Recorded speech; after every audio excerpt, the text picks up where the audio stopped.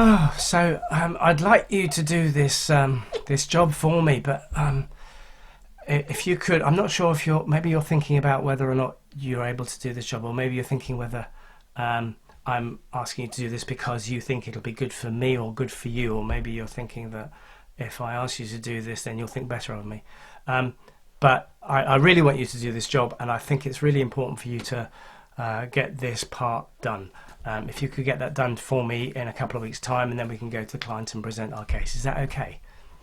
Great. Have you ever been on the receiving end of some delegation, notionally, that has been done in such an insipid way that you're not really clear about how or what you're being asked to do?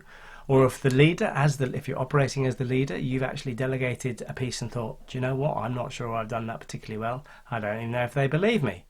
Hi, it's Chris Rue, and I'm here to help you move from doing to leading, to help you motivate your team and build a better business.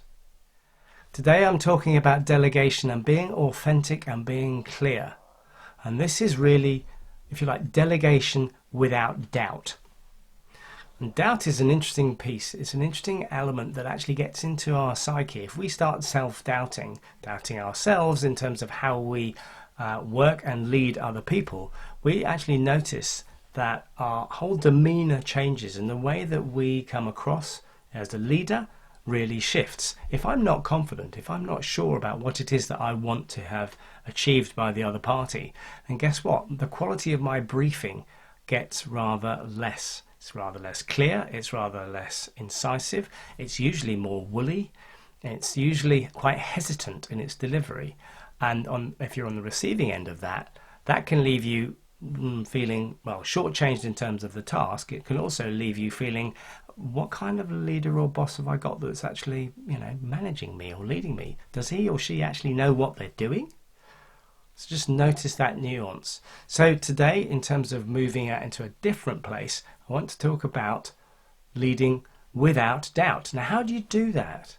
Well, one of the challenges for getting to a space where you can lead much more confidently, assertively, is about your own personal conviction about what it is that you want to do. So to lead authentically, it's useful to have a conversation with yourself to say, okay, so what is it that I actually want? Now, I've mentioned that in a previous video. What is important to me about this task? Not anybody else, but why is this going to be relevant to me in terms of achieving my overall game, my overall purpose within the business or for the business? Once I've got that really clear, then I'm starting to understand the context of the request that I'm making of somebody to do a particular task or take on a particular responsibility. Now, if you notice that, if you think about the thing that you're most passionate about, that could well be a hobby. But when you ask somebody to talk from that space, that point of where they're that passionate about this topic, what do you notice about their demeanor and about their approach?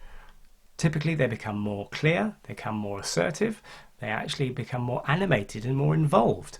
And that's what we want to see in you as a leader, so that you can be really clear and authentic about what it is that you want. Not I think that's what they're looking for, and I think that's what they want to see. It's absolutely not that space. It's absolutely much more, this is what we need to do, this is when we need to be delivering it by.